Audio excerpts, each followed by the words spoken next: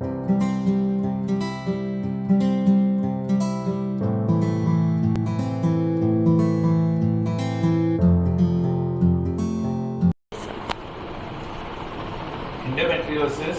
is an enigma, not only for the patient and also for the treating doctor. So it is really a nightmare. It can start soon after menarche, and then you can go on even post hysterectomy. Patient can come with a residual endometriosis. Overall incidence of endometriosis, we thought it is a disease of West. But however, in India, with more and more advanced diagnostic measures like laparoscopy, a good MRI imaging, our incidence of endometriosis has gone up very high, as high as about 25% of the cases in infertility, roughly about 25 to 40% of the cases in chronic pelvic pain. How do we make a diagnosis? Clinically, the history, the typical dysmenorrhea, triple dysmenorrhea, dyspareunia, difficulty in passing urine during the periods, difficulty in passing motion during the periods, and inability to conceive. With the advent of imaging and then laparoscopy, we make a diagnosis.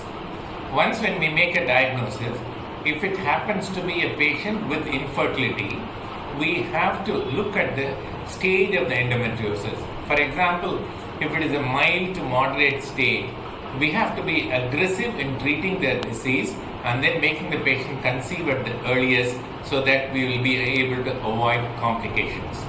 Supposing if it happens to be a severe endometriosis where the normal conception is not able to be processed, then obviously they have to be put into the assisted reproductive technologies at the earliest without wasting time.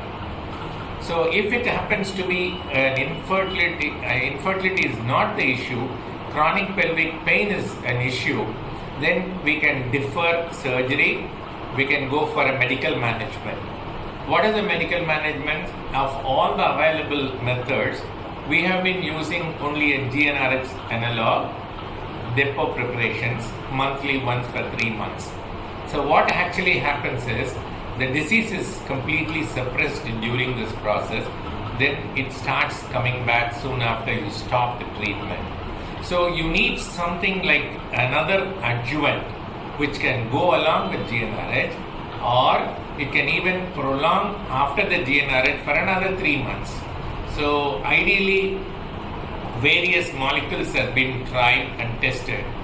So when you just look into the Dynagest, this is a very potent agent which can completely suppress endometriosis and then allow the patient to completely recover.